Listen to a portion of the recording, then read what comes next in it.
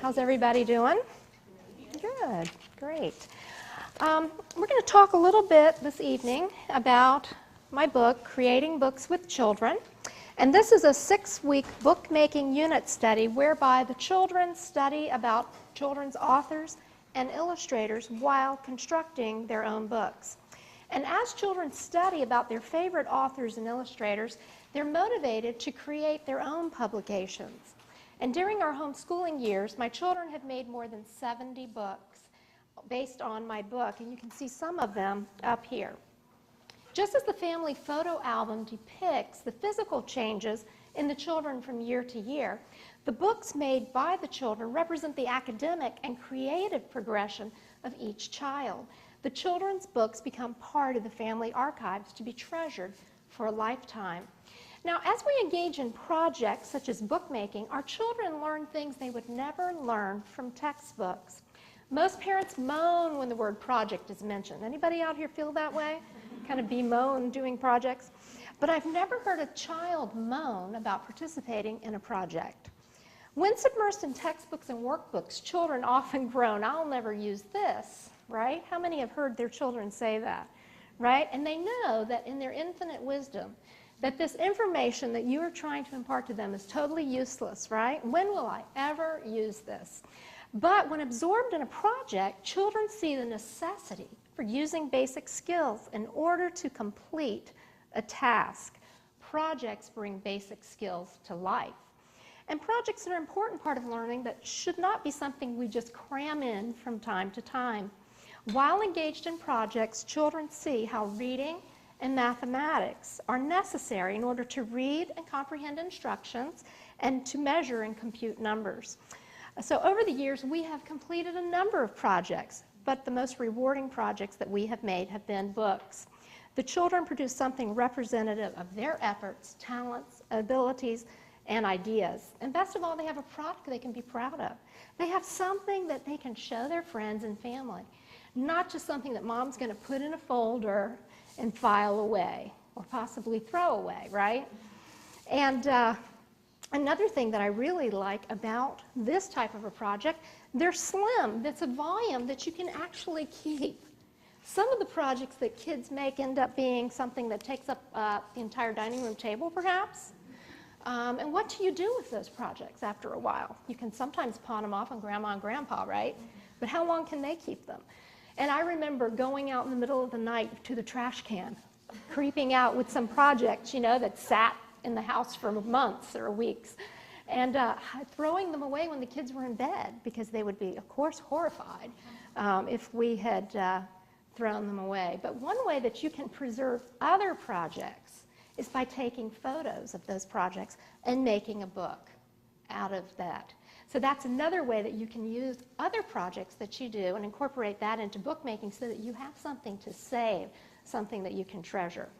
Now, I want to show you an example of the caliber of book that the children will be making if you use this program. The books are hardbound. You can hear that. That's just cardboard. Simple cardboard, like from boxes. Sometimes you can get cardboard pieces from like Office Depot or Staples. In the copy center, they'll have pieces you can use. These are not real thin pieces like you would find on a cereal box. They're a little bit heavier, like a cardboard box. So they're hardbound, and they are enveloped in decorative book jackets. We have the front cover, the spine, the back cover, and we have other elements such as the front flap that tells about the book, and then the back flap that tells about the author. Now, this was a unit study we had done on the Amish years ago, and my daughter Mandy wrote this book, The Big Surprise. And if you notice, these are dolls, but they don't have any faces, right? That's because the Amish don't put faces on their dolls, because they believe that that's idolatry. So Mandy wrote a story about a little girl who wanted dolls for her birthday, and so this is the story about that. So we visited the Amish country in Pennsylvania. I was doing speaking at a curriculum fair up there several years ago, and we visited the Amish country, and so she made this book. And then we also made our own Amish dolls. I don't know if you can see those. And that's Mandy with her dolls that we made. And so we still have those. Now the books are also cloth covered. Now see how she chose fabric that was representative of a quilt like the Amish would make. And the books are also illustrated in full color. Let me try to find a kind of a bright picture here. This is one of the dolls here, and turn this. Look for some other pictures here. Okay. And they are typed and they're hand sewn. This is something you won't be able to see from your seats, but the books are stitched down the middle, and later you'll be able to come up and look at this. You can feel it and feel the stitching. And that stitching is just quilting thread or button thread, just some kind of a heavy thread. It's really not that difficult to do. I'll go over a little bit later and explain just how we do that. So these are the caliber of books that you'll make, and they have, just like a real book, have colored pages in the front, and we have title pages. We have 2 title pages, and we have copyright, dedication page, and so forth. And we'll go over that in just a little bit. So that's the caliber of books that we'll be making. Now, parents often ask, but how do I get my children to write? But in order to write well, you need to read well-written books. And I encourage you to read aloud with your children, even when they're in their teen years. This is something so important. You'll be amazed how your children's vocabulary, composition skills, and general knowledge and thinking skills soar as you share good literature. My teenage boys, Robert and Raymond, I was reading to them several years ago Ben-Hur when they were teens. And Ben-Hur is like 600 pages long. And we were reading about that, and the author, Lew Wallace, was a general in the Civil War, and he had been studying Roman warfare. And through studying Roman warfare, he was studying about the time of Christ and Roman occupation of Israel and so forth, and he did this in-depth study of Israel at the time, and he actually became a Christian while studying about Roman warfare. He had not been a Christian before. And as a result, he wrote Ben-Hur, A Tale of Christ. And I think that's really interesting. And he wanted to share his faith with the world, and that's why he wrote that book. Well, I was reading that to my boys when they were teens. And I remember one day I said, Raymond, you need to get off the phone because we're going to read now from Ben-Hur. And he was talking to his friend Jake, and he said, Jake, hey, I got to get off the phone because my mom's going to read to us. And I can just hear Jacob, saying, what are you talking about, And he goes, well, doesn't your mom read to you? And a teenager now, and he obviously said no. He goes, well, my mom reads to us, and we're reading Ben-Hur, and it's really an awesome book, so I got to go. Okay, bye. And, it was kind of neat to be privy to that conversation, because to Raymond, this was just normal that mom still read aloud, and the boys would take turns reading aloud also. And then we also watched the movie with Charlton Heston, which we'd seen many times, but we watched it again after we read the book, and we did a compare and contrast of the movie and the book. And it was neat to see that Robert liked the movie better, but he's very visual. And Raymond liked the book better, he's very auditory. So it was neat to see their learning styles even playing into their preferences. But it's interesting to read with read books with your kids even when they're older, and the thinking skills that are involved are really, really wonderful. The moments you'll share, and also the skills that you can develop as you read with your kids. But I want to help you find good books for your kids. A lot of parents say, well, I don't know where to start. Well, there's several guides that I like to children's books. One is Books Children Love by Elizabeth Wilson. Another is Honey for a Child's Heart by Gladys Hunt, and then Honey for a Teen's Heart by Gladys Hunt and Barbara Hampton. And each of these books are similar in that they give a review of each book. They give you the author, illustrator, publisher, publication date, number of pages, and approximate grade level. So these are excellent books to help you find good books to read with your kids. Because that's how your kids are going to learn to write, is by listening to well-written material. Now, in my book, I mentioned that it is a 6-week bookmaking unit study. And in week 1, we do pre-writing activities to help get the kids warmed up. And what I do is I suggest you go to the library and get about 20 picture books. And I say picture books because that's the type of book we're going to be making. And it isn't childish, even for teens who may say, oh, I don't want to write a picture book. It's adults who write picture books and get paid for it, right? So it's not childish. So you go to the library and get a lot of picture books. And you read them with your kids. Also, picture books are something you can read quickly, like 15 or 20-minute period. And you get the picture books, read them with your kids, discuss it. Did you like the story? Did you like the characters? Look at the stories objectively. Notice how the books are laid out. Where are the words? Where are the pictures? Okay? Notice that each page is laid out a little differently. Okay? You'll also learn to observe key story elements. In my book, I list 10 key story elements. We're just going to talk about a few of those today. One is the use of dialogue. Dialogue is far more interesting to read when your characters speak and tell the story. That's more interesting than if a narrator tells the entire story, okay? So that's one of the key story elements, dialogue. Another is you want to look for a problem, a conflict, or a mystery. Every story has some kind of problem. Then you want to look for more details about that problem, conflict, or mystery. And finally, you want to look for the resolution, the summing up of the story, the wrapping up of the story, the ending. And there's other elements you can look for as well when you're studying. You'll become keen observers of books. I also suggest that while you're making books, you read about some favorite children's authors and illustrators, because it's as we study real people and real space and time that history comes alive for us. It's not just a series of dates and wars to be memorized. For example, suppose while making a book, your family chooses to study about Margaret and H.A. Rey. Now, who can tell me what book Margaret and H.A. Rey wrote? Curious George, that's right. When I think of Curious George, I think of yellow, right? Because most of the books are bright yellow. Now, did you know that the Reys were German Jews? They lived in Germany during the late 1930s, and they fled Germany and moved to Paris to escape Hitler. Well, it wasn't long before Hitler was about to invade Paris. So the Reys were very poor. They had been writing children's books, and they were in the advertising business as well.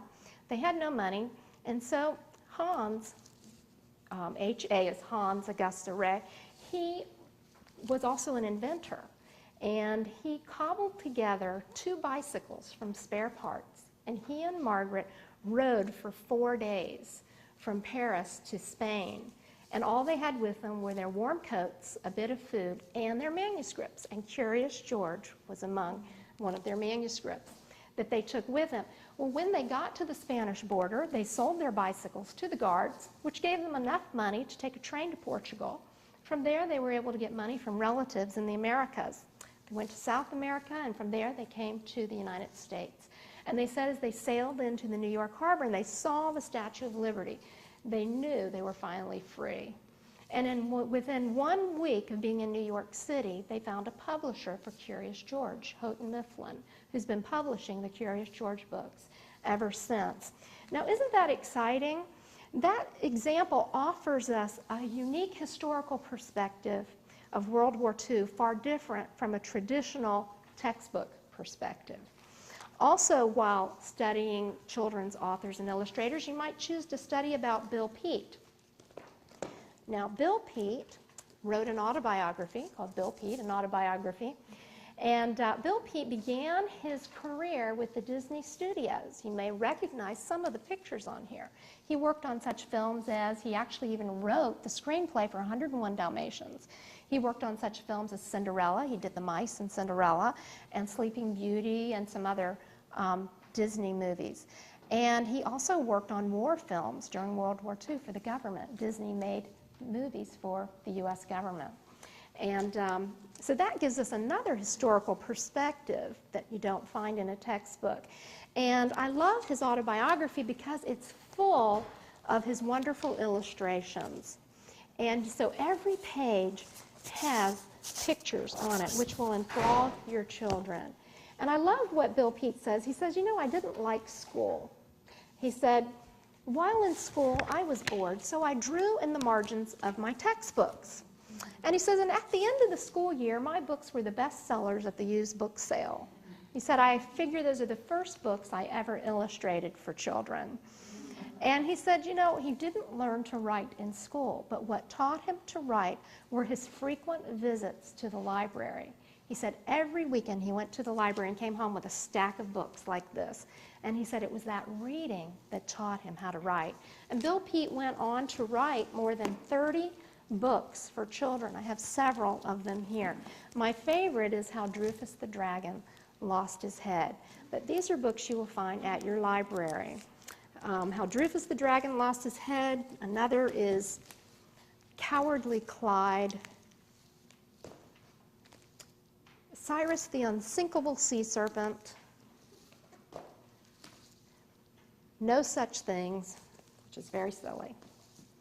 And Buford the Little Bighorn, a ram with oversized horns. Okay. And I love his books, but more importantly, when you read these with your children, they will learn what a good story sounds like. They will learn how to integrate text with pictures. They will learn to be keen observers of books. Let's think of another author or illustrator we could study about while making books. Who can tell me what Robert McCloskey wrote? Anybody remember Robert McCloskey? No? No?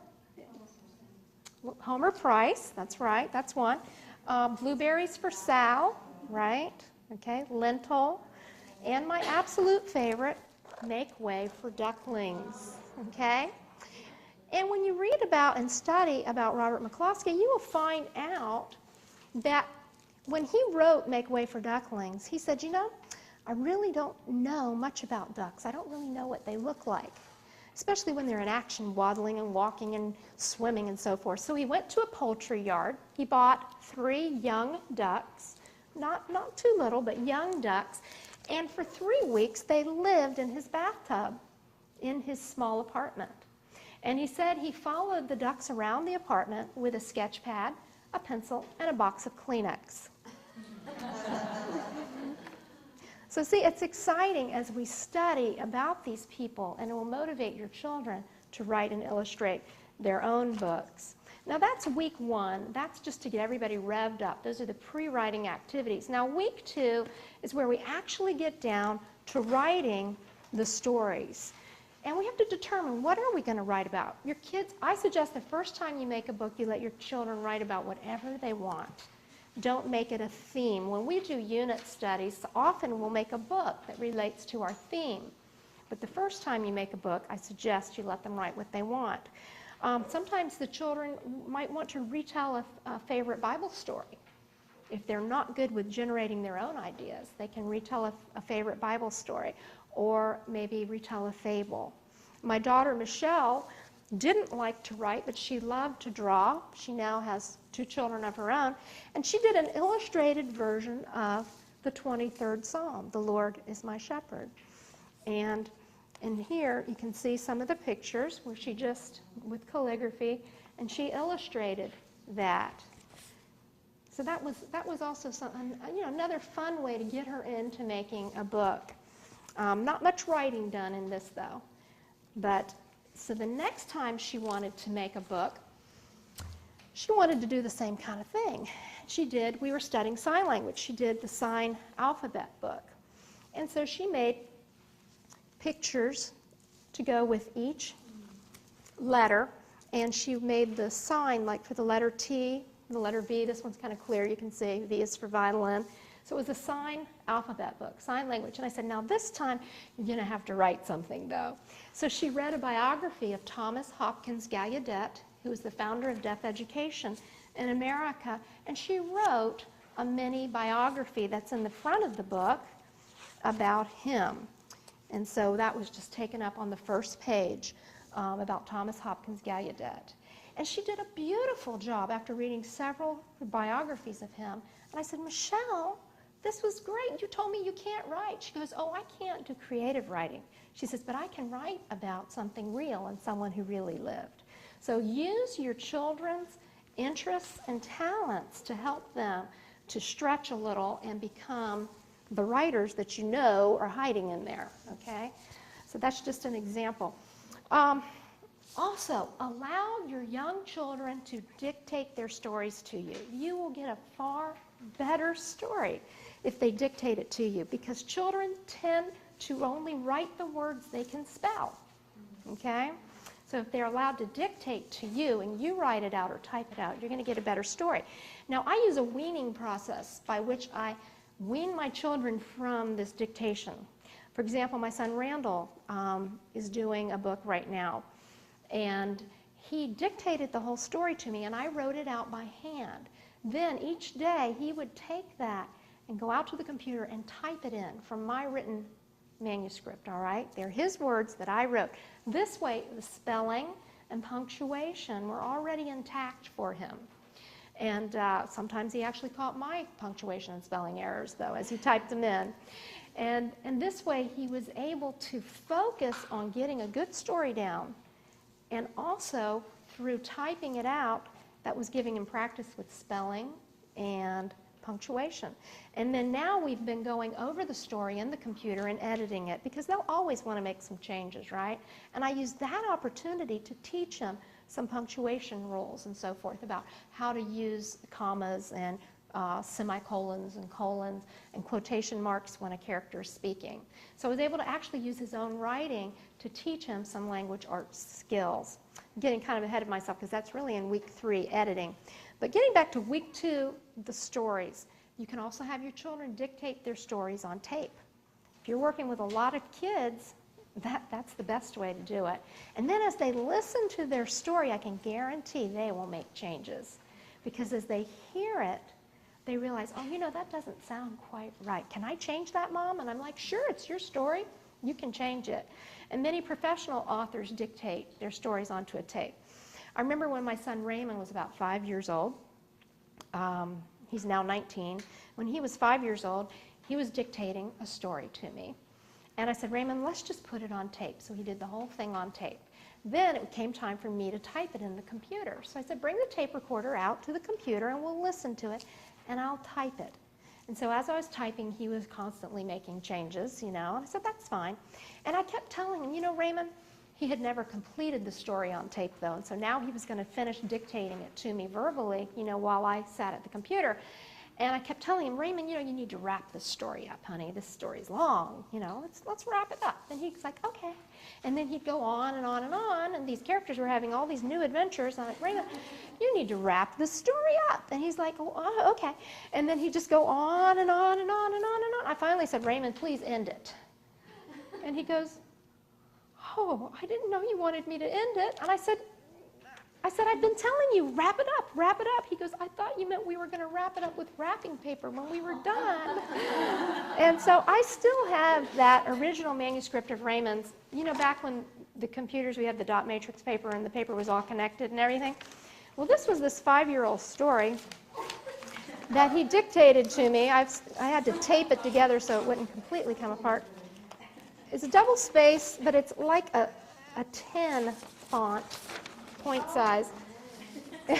And that was Raymond's story. So 5 years old, you know, I had to keep that because it was priceless. But a child will have a far better story if they can dictate it to you. If Raymond had written this by hand, it would have had 3 words. And if that. So you want to, these are just great treasures to have later on, you know, when you It's neat that my young kids can now read the stories their siblings wrote. And also now I'm going to be reading these to my grandchildren and say, hey, you know, your mom wrote this when she was little. You know? So that's kind of neat. I'm going to jump into a story. My son Robert wrote a book when he was 7 called The Seahawks and the Hidden Adventures. Now this is Robert, not Raymond. I know it's a little confusing when I talk about my children, because I have 6 children, 3 boys and 3 girls. And we did a no-no. The girls are all M's and the boys are all R's. So you may think I'm talking about the same person, but I'm not. But Robert wrote a book called The Seahawks and the Hidden Treasure when he was 7, and he dictated the story to me. Well, he liked the characters so much. This is historical fantasy fiction, if there is such a category. And the Seahawks are good guys who take care of Queen Elizabeth. Queen Elizabeth is the only part that's true. The Seahawks were totally fictional. And then he liked these characters so much that he wrote a sequel, The Seahawks and the Outrageous Ocean Adventure. Well, he liked that so much that he wrote another book in the series, The Seahawks, wrong one, The Seahawks and Cyrus the Sneaky Sea Serpent. That's not easy to say, especially for like a 6-year-old that's missing his front teeth. But and then the next one was The Seahawks and the Time Machine, and one more that involves a time machine. That's a computer mouse there, okay? This kid creates a time machine out of his computer and goes back and visits the Seahawks. This is Marvin Mastamoose in the 16th century. That's the boy Marvin who created that time machine and goes back and visits Queen Elizabeth and the Seahawks. Well, in this first book, The Seahawks and the Hidden Treasure, I'm going to jump right into page 10 and just read you page 10. And I'll give you a little background so that you can kind of understand the story. This is Queen Elizabeth's palace here. It's obviously stormy. These are little boats here, gigs, pirate boats. We were doing a unit study at the time on Robert Louis Stevenson. And you can probably guess what we were reading. Treasure Island, because this has a lot of pirates in it. And so Robert was very intrigued with pirates, and we were also studying all about ships and all the different nautical terms. So you'll hear some of these terms that we've been learning about. They flow in Robert's writing. So I'm going to read this to you. Evil Elroy, who's obviously a pirate, sent 30 hands from the Fierce Elizabeth. Now, the Fierce Elizabeth is Queen Elizabeth's ship that these pirates stole, okay? So I had to give you that background. Evil Elroy sent 30 hands from the Fierce Elizabeth back to the palace and gigs. Meanwhile, the pirates and their captain, Redbeard, were losing the battle against the Seahawks. The Seahawks are the good guys. Redbeard's men were not very good fighters because their fathers were bums. We learned that in our character studies. Just then, Redbeard saw his old friend, Evil Elroy, sail by in Elizabeth's old ship, the Fierce Elizabeth. All of a sudden, a storm blew up, and a huge sea monster came splashing out of the water. Redbeard said, "Watch out," just as the huge sea monster slapped its tail down on the pirate ship, Barracuda. Then it shot fire from its mouth, and suddenly the storm got worse. The wind whirled, the waves thundered, the lightning flashed, and it struck the mainsail on the pirate ship, Barracuda.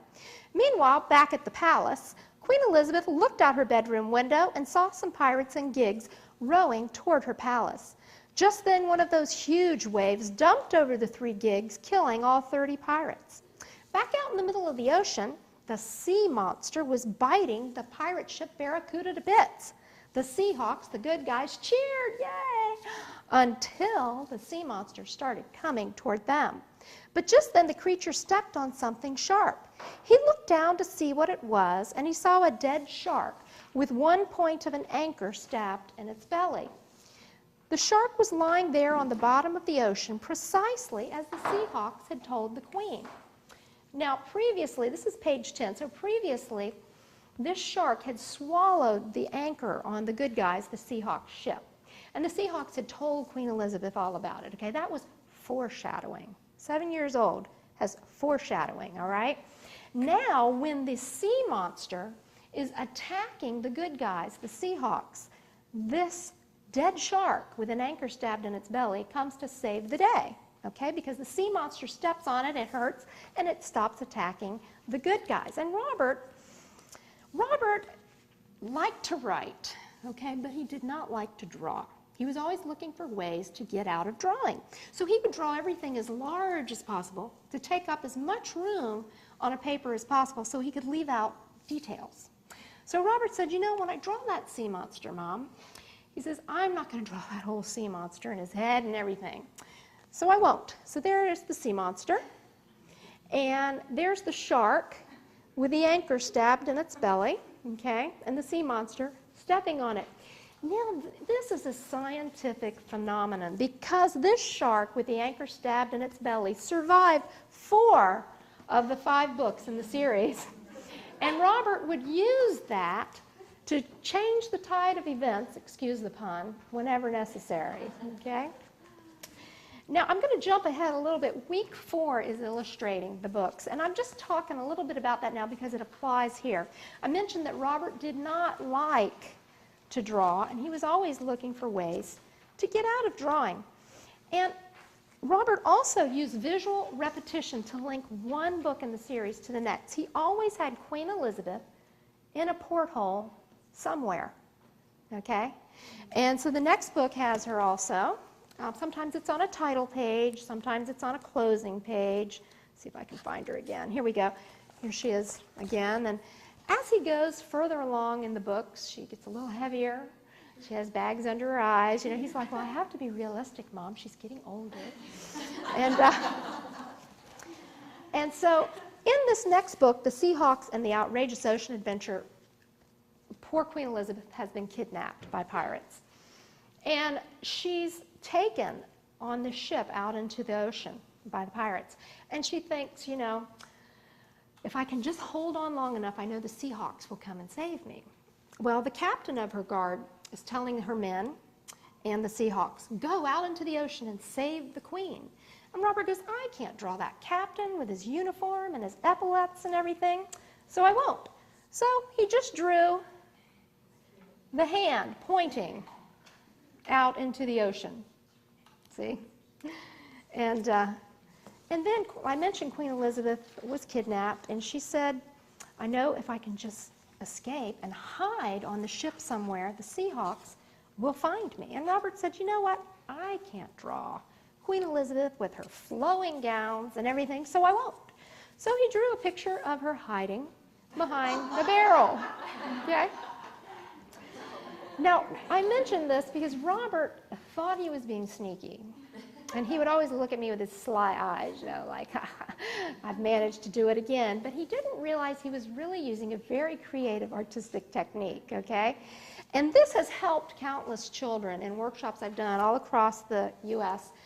because they realize that they too can do this. If they're not good at drawing, they can use some of these techniques. Okay, so I was doing a workshop for a support group in South Florida, and we had a lot of kids in this workshop. And this one girl, she goes, I like your idea. She goes, I want to write a story about this family. She says, but I can't draw people's faces. So she says, you've given me a good idea. So the next year I came back to do the workshop again for her support group, and she brought her book, and she said, you know, I told you I couldn't draw people's faces. She said, so I did my whole book with everybody from behind. And there's actually a picture in here. It's kind of small, but there is a picture in here taken from that girl's book where she drew everybody from behind. And she said, you know what? She said, when I show people my book, nobody even notices that I couldn't draw faces. She said, I've been told that this was such a neat artistic approach. And, you know, so that was just kind of neat that she did everybody from behind. Now, week 2, I mentioned, is writing the stories. So there's several ways you can get the stories down. They can dictate to you. They can dictate on a tape. They can sit at the computer and type. They can write out by hand. Whatever works for your kids. Make it as painless as possible. And as my young children make books, I am amazed, especially when the ones that were learning to read, I was amazed at how their reading skills soared as they made books, because each day they don't ever dictate an entire story usually in one day. We usually take a whole week to get the story down. So maybe Raymond would dictate a story to me, all right, one day. The next day I would have him read that aloud to me. the part he had dictated the day before, if he was capable of it, you know. I would have him read that aloud to me to catch us up to where we were at. But because it was a story he had written, even though he was learning to read, it wasn't that difficult for him because even there's big words in there, those were words that were part of his speaking vocabulary. A child's speaking vocabulary is much greater than their writing vocabulary. So he was familiar with these words. He was familiar with the story. So when he was trying to read the story, it was not that difficult for him. And I would just praise him and say, wow, you read that word. That's a big word. How did you know how to read that word? And he'd beam and was all excited. I can't wait to tell Dad when he gets home and read it to Dad too. And so he got another reading of it in, which was more reading practice. But that really helped to motivate my kids as they would read their own writings when they were learning to write.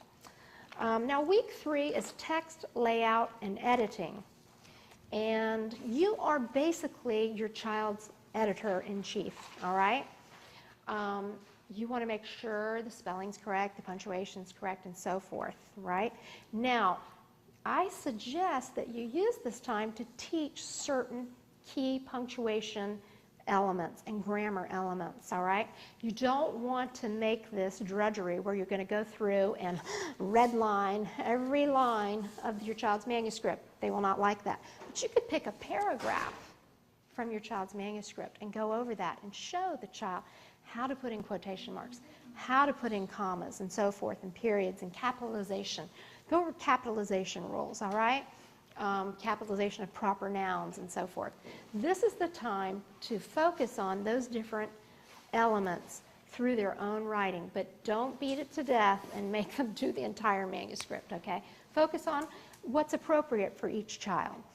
This works really well, and it helps them then to learn these new concepts without feeling like they're being beat over the head. Also, it's more interesting if they're using their own writing than if they're using something out of some language arts book, okay? During the week 3, you're going to make something called a mock-up book, which is just a small replica of the book you're going to make.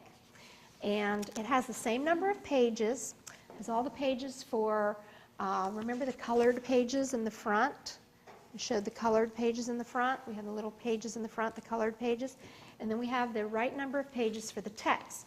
Now, in the mock-up book, though, you're only going to use squiggles and lines to indicate where words and pictures will go. For example, this says title, which is lines and a squiggle for a picture. All right? That's where the title page is. And then the next page is going to show the second title page. And then the copyright, dedication, beginning illustration, and then maybe the first page will have, and my little book's falling apart, maybe the first page will have a picture at the top and words at the bottom. Now, how do you determine where the words are going to go and where the pictures are going to go? Now, I tell you in my book, if your child's written a long manuscript, and I give you a way to gauge that, you're going to obviously have to be careful. You might not have as many illustrations. But with computers the way they are, you can use a small font. If they've written a long story, if they've written a short story, you can make the font large, right, and stretch it out and use lots of illustrations. But what you're going to do is you're going to basically get the story typed. It doesn't have to be typed in the exact format that you're going to use, but what you can do is you take the mock-up book and you take the child's typed manuscript, just double-spaced and typed, and then you go through. This is outlined a lot better in the book. It's kind of hard to explain this when you're sitting out there. But you go through and you'll start reading the manuscript with the child. And for example, Raymond, in his story when he was 5, it said, in the middle of the night, Joe heard a mewing sound, woke, got some water, and went back to bed. He had a dream that all the cats were going to come and eat him, and all his settler friends, they were mice.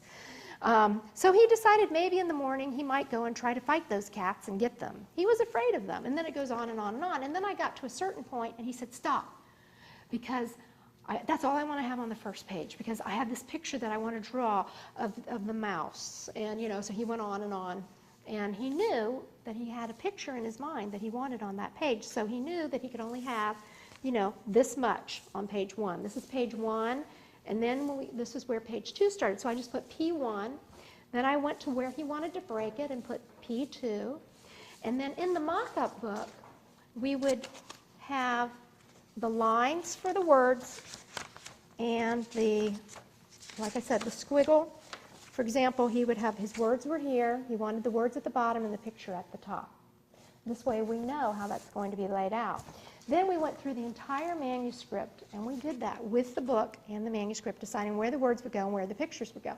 And as you go along, you can kind of look and see, am I going to come out okay? Is it going to work out? And if not, you can start over. If you realize that you've got too few words to finish the book, or if you have too many words to finish the book. So this way you can lay it out. And then what you do is you go into the computer. Now I like to use Microsoft Publisher because it's easy for me to go in, and the kids have all learned to use that, and it's easy to go in and figure out where to put the words and pictures. But even if you just use something like Word, you can go in, and if you need to, you can just hit enter until you get down to a point where you know you've left enough room for a picture, okay? And so it's not that difficult to do. If you want to do something a little fancier, you need to use another program like Publisher, or for those of you who are really computer savvy, you can use some of the other desktop publishing programs. But if you just use Word, it'll work. In the beginning, we only had a word processor when we started making books. We were thrilled because this word processor would italicize words. So the kids would use that whenever they wanted to emphasize something. You know, they'd italicize that word. They thought that was wonderful. It's amazing how far computers have come, isn't it? So that's what you do. You have your mock-up book, you have your printed manuscript, and you're going to go through and you're going to figure out where do the words go and where do the pictures go. And we also have one page, page 18. It's really called page K. Anyway, it's a page that's there in case you have too much text. All right? You can use it for a small illustration or for some sort of a decorative illustration at the closing of the book. It's really the closing page. Or you can use it if you need to because you have a lot of text. It's the catch-all page. That's what it's called. So that's what that closing page is for. So it helps you if you're not sure if your book's too long or too short. You can always make it work out. Now, in I mentioned week 3 is the editing, text layout and editing. Now, where do all the commas go, right? Who knows? It changes, I think, frequently. The standards that come out often. When each of my kids that went to college and took freshman English, they would come home and they'd say, well, there's a new rule now. You know, and there's always something new, it seemed like, that was coming out. So you do need a good composition grammar handbook, and I really like the Right Source books. Now, this is Right Source 2000, which is supposed to be middle school. Personally, I like this one for me. This company produces composition grammar handbooks for kindergarten through college, all right? But I like this one because it seems to have everything you really need in it without going overboard. And it's very simply laid out and easy to use. They have a whole sections in here on writing, traits of effective writing, publishing your writing, essays, all kinds of essays, writing about literature, writing stories, using the internet, improving your vocabulary. Then they have a whole yellow section that's grammar and punctuation rules. All right. Then in the back, they have another section that's it's just a great reference tool. They have also common misspelled words, and common misused words also.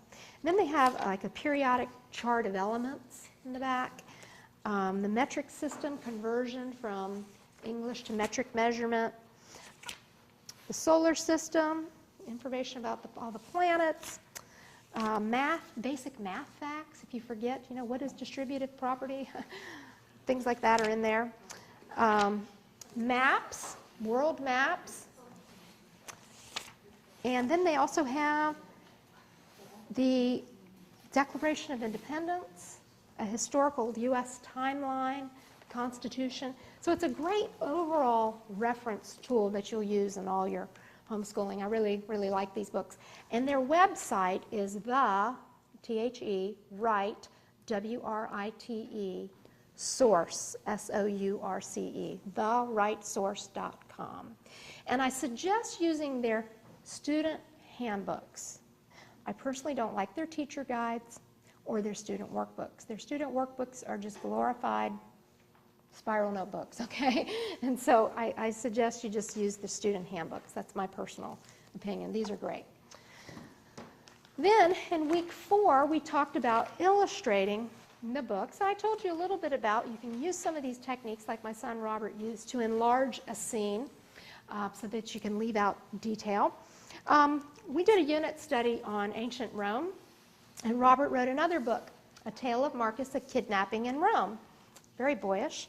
And Robert used these same techniques again. This boy was thinking about the Colosseum. Okay, it was being built at the time. And so he's like, he didn't want to draw the person either, so he just drew this boy's head, his eyes, and the bubble with him thinking about the Colosseum. He also used columns, Roman columns, to decorate his text. And in another page here, this boy is supposed to be going to the market because his father's having a feast. He has a grocery list, a very simple illustration, right? He's crossing off things on his list. And he has the elements here going down the sides that he's going to have at the feast, see? So this is another way to add illustrations without having to use a lot of detail. Another thing he did, he learned about a game called knucklebones that they played in Rome. And so he drew a picture of the leather cups that they used and the dice, something like dice, okay, down the borders. The boy was also talking about he was getting up and getting dressed. He says, I guess I'm the only one awake yet. First I get dressed in a garment called the tunic. Next I put on my sandals and wrap the laces around my ankles. So he did a picture of the shoes and the laces, and obviously this was all told in first person. That's another thing we talk about, how you tell your stories, first person, second person, or third person. And you want to be consistent throughout your stories. So these are just some different techniques he used. He had another list. He used a sundial somewhere else, and then armor, okay? So these weren't any major illustrations, but they decorated the text nicely, and they applied to what was going on in the story. Also, some other illustrations. My daughter Melissa did a book. We were doing a unit study on the Impressionist artists. And so she chose some of her favorite artists, and she duplicated or replicated. She, copied, just using colored pencils, copied their pictures. And this is called Fine Art Lookalikes. Let me get to the page I want to show you. This is a picture by Mary Cassatt called A Mother's Kiss. And Melissa drew this, and then she wrote a poem to go with the picture. And here's a Renoir. She did another little poem about the girl in the yellow coat. And we all recognize probably the girl with the watering can.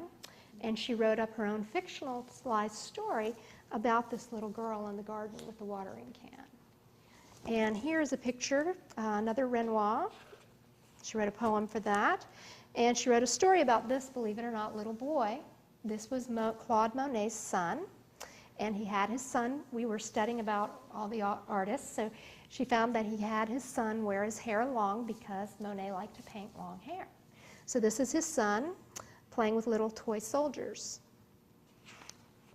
And notice how she's used borders to decorate her pages as well. This is one of my favorites, Mary Cassatt at the beach. And here again she used borders of sand pails and waves around the poem that she wrote to decorate that. Okay. Also, if you have a young child, even a very young child can make a book. My daughter Mandy, who's now 15, has made about 20 books. And when she was 3, her siblings were making a book, and she wanted to make a book too. So she wrote Brown Bear Gets Lost. You can tell we were studying Picasso at the time, right? And this is a story. We were in a theater as a family watching a movie, and I looked down and Mandy was missing. And I told my husband, I said, oh my gosh, you stay with the other kids, I'll go find her. Well, this theater we were in happened to have 8 theaters. And so I was searching frantically for her, and I looked down this corridor, and I saw her pulling one of the big doors open. She was 3. Pulling one of the big doors open, going into this theater, and I said, Mandy, stop. She stopped, put her hand on her hip, and she said, where were you? I said, where was I? Where were you? She said, I went to go to the bathroom, and when I came out, you were gone. And I didn't even know she'd gone out to go to the bathroom, but she had been going in each theater looking for us. So she wanted to write a story about this. And so she had this little brown bear that she carried around in her hand. I mean, the thing was like maybe an inch tall. And she always carried it around in her hand. Can you imagine what it was like when she lost that bear frequently? So anyway, she had this little brown bear who was obviously with her when she got lost. So she wrote this story, Brown Bear Gets Lost. So the story is true, but the names have been changed to protect the innocent. And when Mandy wrote this, I taught her how to draw bears by using she was 3, by using a series of circles, and she dictated this story to me. And you can see the story doesn't take up a lot of room. It didn't need to. That was fine. And we did this in a very simple layout, picture words, picture words, picture words, because she was so young. And she dictated her little story to me, and then she made her pictures. And let's see, where is this one? This is one of my favorites. It's a lollipop, because you know you have to have candy at the theater, right? And so Mandy dictated this to me, and then she was listening to her brothers dictate their About the Author section to go in the back of their book jacket. And so she knew what it sounded like, right? Because she was listening. So I said, well, Mandy, do you want to tell me about yourself so I can put it in your book? And she knew it had to be told in third person because she'd been listening to her brothers doing it. It had to be told as if someone else were talking about her. So this is what she dictated to me. Mandy is 3 years old. She likes to ride her bike, read books, and type on the computer. She loves hamsters and birds. Mandy likes bears and dolls too. This is Mandy's first book, and she wants to write some more books soon. And I added Mandy's the youngest of 5 children. So then here we have a picture of our little author illustrator. So it's special when you have not only the book and their writings, their artistic abilities at the age, but you have a picture in the back to go with it. So now this book is 12 years old, so it's been worn quite well. And she loved having me read it to her over and over when she was little. So week 5 gets into making the book jackets and the beginning and ending pages. Now the beginning and ending pages are the title pages, copyright, dedication pages, and the ending page is a closing page that I mentioned is what I call the catch-all page that you can use to add text to if your text is too long and runs over, or it can be a simple closing page. So let me show you an example of some of these. Now this is a book my son Raymond did called The Story of Nutsy, about a squirrel. And notice now, some of the books you'll notice, the lettering is hand done. Sometimes we've used a computer, all right? So I've always had the kids do a little bit of both because I want them to learn some different artistic techniques. But Raymond made, these are leaves, okay, which fits real well with a story about a squirrel. And then here's the first title page. Now Nutsy is painting the title, see? So it looks like, the letters look like they're dripping. And here's another title page. They look like clouds, the letters, okay? Then I'll show you a closing page is just, if you have text that runs over, put it on the closing page. If not, you just draw something kind of simple that goes with the book. And he just drew some acorns on a tree. Okay, so that's his closing page. Sometimes it can be just a little tiny picture, but Raymond wanted to fill up the page. All right, and so then you see we have the book jacket. We talked about the book jackets and the about the book in the front and the about the author in the back, which I didn't get a picture of Raymond in this one, so that's shame on me. See? I'm going to have to go through the photo album and find one that will fit. And then the back cover, see, and then the spine, which is kind of crumpled, but it's there. So that's what week 5 entails, is doing your title pages, your book jackets, and so forth. Now, one thing that really helps, sometimes the kids are like, oh, I have to draw another picture. Well, what they can do is they can duplicate a picture that they've used in the story on one of the title pages. okay? With copying machines the way they are and scanners and all, you could literally use the exact same picture, replicate it, or they could draw it again, okay? That helps them, though, if they're running out of ideas. They can use a picture from the interior of the book for the cover and for both title pages, all right? Then week 6 is actually assembling the books. Now, this is the part that gets a little confusing for me to just stand up here and explain it. And it is laid out and fully diagrammed in the book. I mentioned that the covers are cardboard, okay? What we do is we take 2 pieces of cardboard, 8.5 by 11, and you lay them on a table with about a 1/2 inch gap. Then you take wide packaging tape or duct tape, and you run it down down the front and then down the back. And then that will create a hinge, okay? Then you can cover that. After you've made that, you cover that with fabric. See, this is like a hinge now because of the packaging tape down the middle. Then you cover that with fabric, all right? Now we've got raw edges on the inside, and what's going to happen is eventually you're going to glue. You'll have colored pages, 2 colored pages on the outside, and notice these are all big pages. And then you'll have what I call skeleton pages on the inside. Now the skeleton pages, I call them skeleton pages because they're the backbone of the book. They're called signature pages in their publishing industry, okay? But the skeleton pages will actually house your book, your children's pages from their book. And each page is going to hold 4 pages. You will glue them on, 1, 2, 3, 4. That will enable you to then punch holes with a push pin or a thumbtack. We punch holes every 1/2 inch down the middle. That will give you the holes so that you can sew the book. So after you've glued all the pages and you punch the holes, you and your kids can sew the book. And it's really very easy by holding it like this. You use button thread or quilting thread, and it takes about 6 feet of thread, double, and you just push the needle back and forth with your child. You pull the needle through and you push it through, and your child will pull it, and your child will put it back, and you just go back and forth. You sew all the way down, and then you sew up. And once that's sewn, this outer colored sheet of construction paper will be glued into the cardboard cover. See? What the trick is, and this is laid out in the book too, is you put glue on one side of the cardboard cover.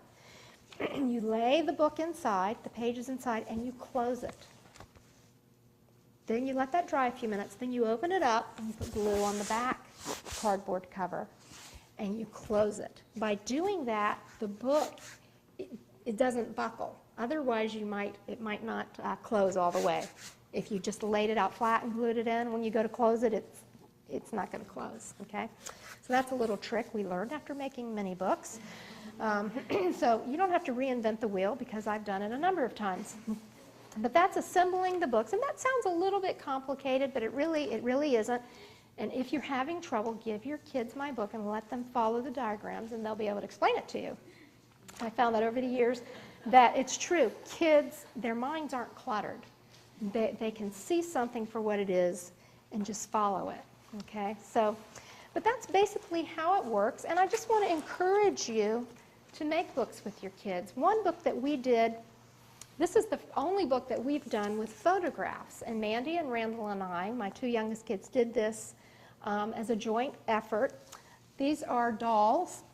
We like to make dolls, and these are dolls that I made. They helped me make the clothes and so forth. And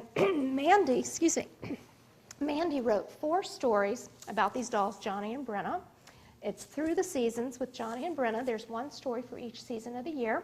This is great for Florida kids because Florida kids don't understand about seasons. And it was kind of cute because when we were doing the book and we were setting up the scenes, Randall took all the photographs with a digital camera. We studied photography at the time, and he even made a pinhole camera and studied about George Eastman and so forth. But we used a digital camera to take the pictures. And it was funny because when we would set up the different scenes for the book, Randall would go, now, what comes after winter? You know, because living in Florida, the kids really don't know. It's all like one major season.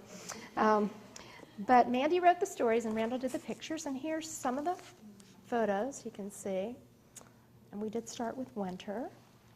And so this was a lot of fun making this book and using the photos. And they learned how to put the photos in. Randall learned how to put the photos in the computer and edit them and touch them up if they weren't quite what we wanted. And then they learned how to, Mandy typed it up, and then they learned how to put the pictures in with the text in the computer. So this was another fun project. So if your kids don't like to draw, digital cameras aren't that expensive. You know, we originally tried taking the photos with a regular camera. And after going through $75 worth of film and not being happy with the pictures, I said, let's buy a digital camera. So we didn't spend a whole lot more than that. We got a digital camera and we're able to take the pictures. So does anybody have any questions? Would you like to ask? Yes, Steve, Lee? You like to lead? That's my question. I am a night person, though, so that's when we had a little discussion about that earlier. So, but each kid does about maybe 2 books a year. We do 1 or 2 books a year, right? And sometimes, and it is a 6-week process, but sometimes we take longer if it's relative to a study that we're doing. Okay, like if we're studying ancient Rome, we might take longer to make the book just because we're doing a longer period of study on that. So, yes? Where do you find your information about the authors? Information about the authors, there's a number of places that you can find. I mentioned Bill Pete's autobiography. There's all kinds of biographies available in the library. Okay. Also, there are books specifically in the library that are reference books called About the Author. And there's several others your librarian will know. I can't think off the top of my head. But they're books. They're like encyclopedias of children's authors. So one book may have, 100 different authors in it. You can also go online and find information. Your librarian can help you with that. They showed me how to go online and find all this info about children's authors. Now, with websites the way they are, if you know, for example, that Curious George is published by Houghton Mifflin, because you look in the book and you see that, you go to Houghton Mifflin's website. You do a search for H.A. Ray, and they have a whole biography in there on him. So websites are great, especially if you go to the publisher's website, because then you know the information will be accurate. Because anybody can make a website, right? So if you know, if you go to the publisher's website, you can have accurate information. There's also another book that I really like called Pauses, P-A-U-S-E-S. Your library should have that. And that tells about children's authors and illustrators as well. There's some other books called Meet the Authors. There's several volumes of those that are put out by Scholastic. Those are excellent as well. And the library should have those. Called Meet the Authors, published by Scholastic. And in those books, there's like 2 pages dedicated to each author. So it's not very long, so it's kind of nice. Any other questions? Yes? I just wanted to know, you said to just go ahead and let them dictate it to you, so this is not a time to be too worried about grammar and having them handwrite it. You just want the creative. But if you have a child who really has trouble physically writing or typing or spelling, let them use a tape recorder. Many professional authors use tape recorders. And don't let spelling hinder the kids. Fitzgerald, who wrote The Great Gatsby, had more than 500 spelling errors in the original manuscript. So I'm terrible at spelling. So for people like me, I collect facts like that. So, yes? Teach them type then? Yes. The kids all learn to type at various ages. I found a lot of my kids who had trouble physically writing, like Robert, the one who doesn't like to draw and drew those pictures that I think were awesome. He had a very hard time physically writing, okay? So he typed at a very young age. It's kind of funny because now Robert is a linguist in the U.S. Marine Corps, and he is an Arabic linguist. And so he said, Mom, you'll never guess. He says, my professors compliment me on my Arabic handwriting. And his brother Raymond said, oh, that's because that all looks like scribbles. So don't let the writing bother you. If they physically can't write or type, do it for them. But I think typing is far better because they're going to need that skill eventually anyway. There are several typing programs. We've used Mavis Speak and Teaches Typing. But for a real young child, I like Jumpstart Typing. You know, if you have older kids, the Mavis Beacon is good, but Jumpstart is good. Mavis, it's, why they came up with this name, I have no idea. They have that program here at the library. They have it at the library. Wow. That's great. So you could try it and see if you like it. That's great. Yes, Mavis, beacon, like a light, a beacon. It's actually this person who comes on and teaches you, you know, on there. But I'm all in favor of the kids learning how to type, because kids who resist physically writing essays or writing stories will sit at the typewriter and type much more readily than they would write by hand. Yes? Amazing too is my son used to get on the jump start and he would do 10 minutes a day, but he kind of after about 6 months just took it on himself, and now he just types like that. It's amazing, because I was in college and I was going through the drills, you had to sit and go over I to know. the lab and drill. It amazes me. It is amazing, you know, when they're young, how quickly they'll learn things, okay? I still only type at 25 words per minute, and I've done Mavis Beacon and all those things, okay? And then my kids all type so much better than I do. So let them learn while they're young, because it's so much easier when they're little. Any other questions or comments? Has anybody here made books with their kids? Even the kind,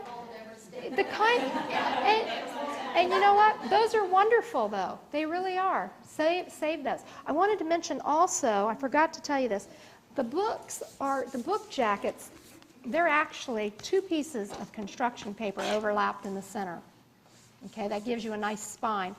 But they're covered, I have them covered in clear contact paper, or you can have them laminated. Okay, I just like contact paper. And I'll give you one tip on contact paper. I am the queen of contact paper. The key to contact paper is to remove all of the backing before you adhere something to it. I never realized that in the beginning, but after going through about 800 sheets of contact paper, I learned how to do it. And when you want to use it, you cut it the right size for your book jacket. Then you have one of your children hold one end of it while you peel the backing off with the sticky side up. So it'll be on the table, sticky side up, with all the backing peeled off. Then you take the book jacket and you lay it face down on the sticky part. And you hold it and stretch it while the kids run their hands all over it and smooth it. And then you can use like a ruler. When you turn that over, you can use a ruler to smooth out any bubbles. Okay? So that's just a little note about contact paper. And then it closes great, yeah. You just kind of crease it along the seams, you know, to get it to fold up. But that will really protect your books. Lots of pages, and then after they come with computers, so this is really 4 pieces of paper, right? Right. Well, I'm sorry. Three. Three. Right. Skeleton and then the 2 things Right. you do. So would you not have them illustrate it? Mom, I made a mistake. It's already printed out. Do you ever do the illustration What differently we do and put that is on? often what happens with, you can print the page out and have them illustrate it. And if they make a mistake, you can print another page. Okay. What happens, you don't glue these until the very end. Okay. That's one reason we're not working. If your child did a page, for example, and loved it, and then they turned it over and were working on the other side and messed up, that's why we don't do that, part of the reason. Okay. Because you're only working on one side of the paper. But it also allows you to glue it. Right. And it makes it thicker. And what I do then also when I'm done, I take a piece of white packaging tape, and on the back side, you don't see it, I run it down the back, because that piece, the tape is back there. Okay. It gets glued in, so you never see that. Okay. Gotcha. When you got the contact paper like this and then you close the book, it's not too much stress here?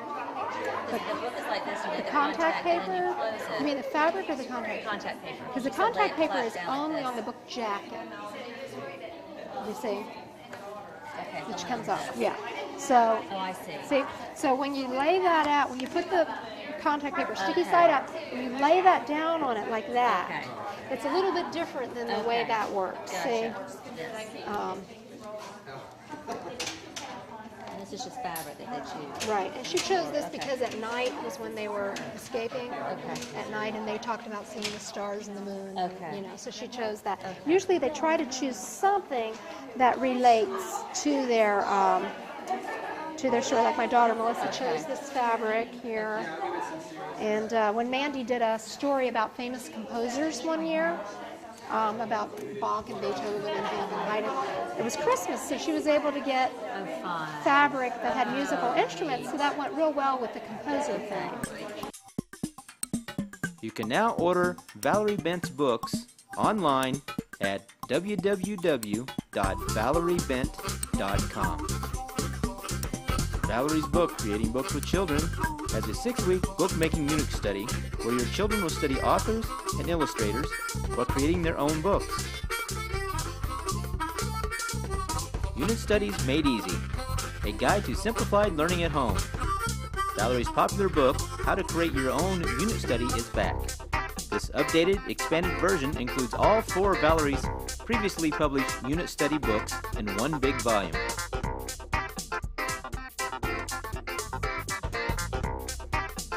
The Francis Study Guide. This unit study guide offers lessons, reproducible activities, and puzzles based on the 6 Francis books by Russell Hoban. Successful puppet making includes patterns and directions for 24 easy-to-make felt puppets, fully diagrammed. Reading Made Easy, a guide to teach your child to read. Making the most of preschool years, 100 activities to encourage independent play.